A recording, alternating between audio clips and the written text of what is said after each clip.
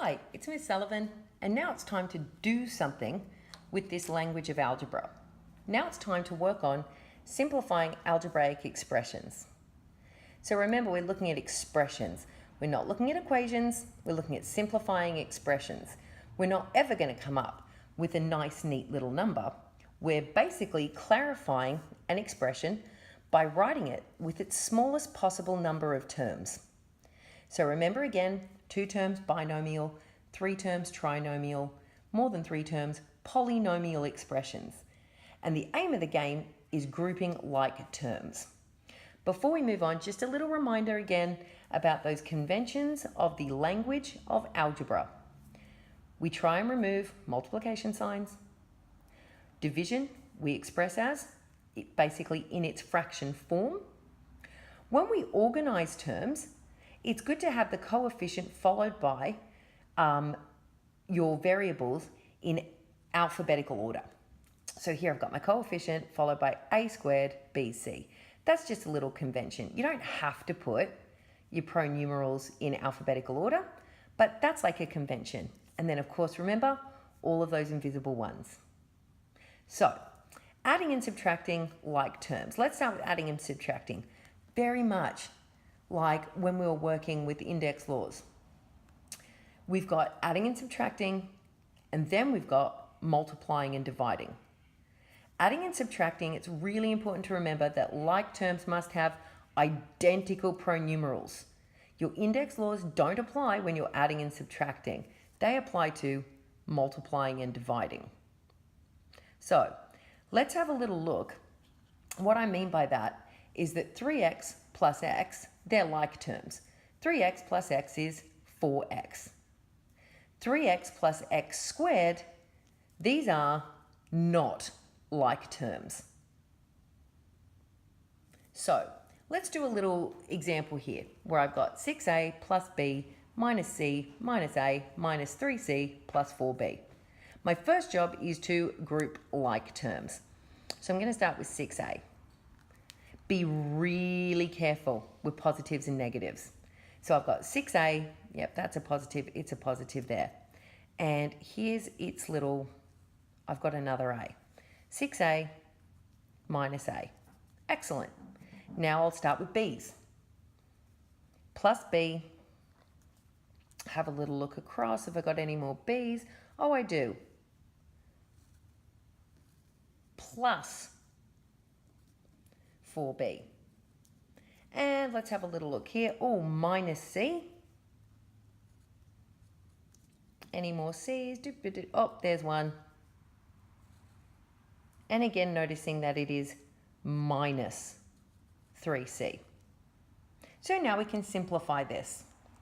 So I'll do this part first. I've got 6a minus 6. Oh, sorry, 6a minus a comes to 5a. 4 plus b plus 4b, 5b, so these are the ones, minus, now c minus 3c. Again, remember your invisible ones. So basically I've got 1c minus 3c, 1 minus 3 comes to negative 2c. Like I said, be really careful with those positives and minuses. So that plus came down to here, that minus came down to here, that minus a became minus a, minus 3c, minus 3c. I'll put little brackets around that. You might like to do that too. And then plus 4b, plus 4b. Be very careful with your positives and negatives. Let's give this next one a go. This next one involves 2 constants. So I'll join them together first. So I get 6 plus 1 is the first part of this. Plus, okay, I've got 7 a to the power of 3. Do I have any more? I've got 6a to the power of 2. They're not identical terms. Okay, so let's move on to the next one. I've got plus 3b. Any more b's? Here's one. Negative 2b. So I've taken this plus 1, I've taken this negative 2b, Brilliant. That's down, that's down, that's down. And then I've got minus 6a squared. So simplifying from here, I've got 7 plus 7, a to the power of 3, plus 3b minus 2b, b, remember I've got my invisible 1 there, minus 6a squared. Terrific. Remembering these are not like terms. So let's have a little look over here, just a little reminder that you've got to be pretty eagle-eyed about this. These two, 4xy squared, if I just pop these in alphabetical order, if I just follow the conventions here for a second, sorry, I'll just try going around this way. If I've got 4x y to the power of 2 plus, and then I just rearrange these so that they follow the convention, 6x y to the power of 2. Now I can see that I'm actually definitely working with like terms. So sometimes it's really important that you rearrange things according to the conventions of organizing terms so that you can be really careful and see that they are in fact the same. So I can simplify this and it becomes 10x y squared because these are identical terms.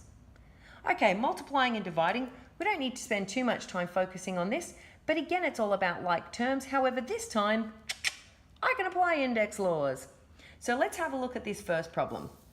I've got 6a times 7b squared times 8, a to the power of 3 times b to the power of 4, remembering my little invisible 1 there. So let's start by grouping like terms again. I've got a's going with a's. So 6 times 8 times a to the power of 3 multiplied by 7 times, and remember we've got our little invisible 1 there so we don't need it, times b to the power of 2 times b to the power of 4. Okay, when I'm working with the same bases and I'm multiplying, I just add the indexes together. So this becomes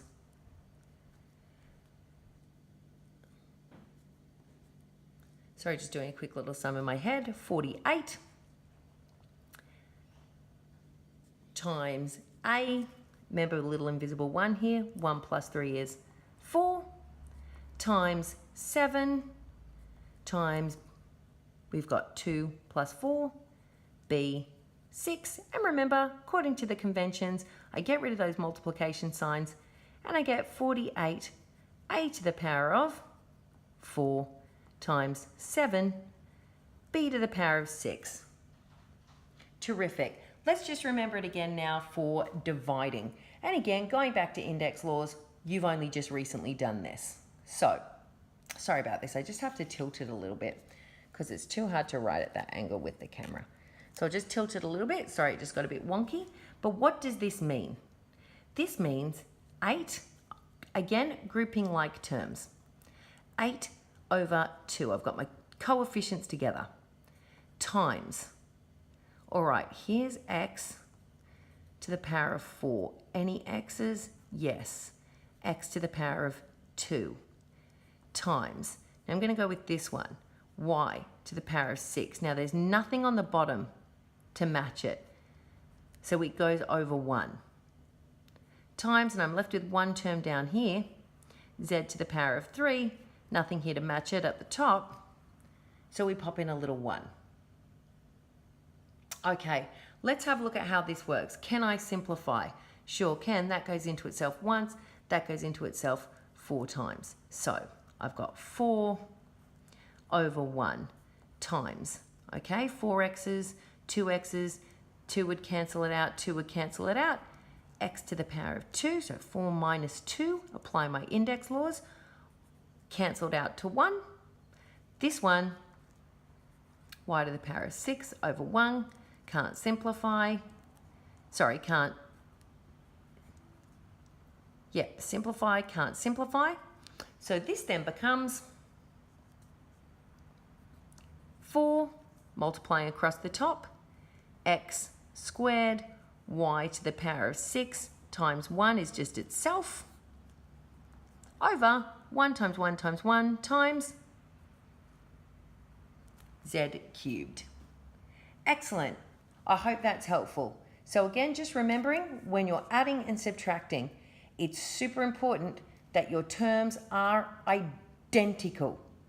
Your terms must have identical pronumerals to be considered like terms. You've got to be super careful with your positives and your negatives. Super careful that you've accounted for every symbol and every term. Remembering to apply basically the conventions in terms of how to organize your terms so that you can make sure that you are actually identifying like terms. Constants are obviously like terms that work together. And multiplying and dividing like terms, don't forget about your index laws. Terrific.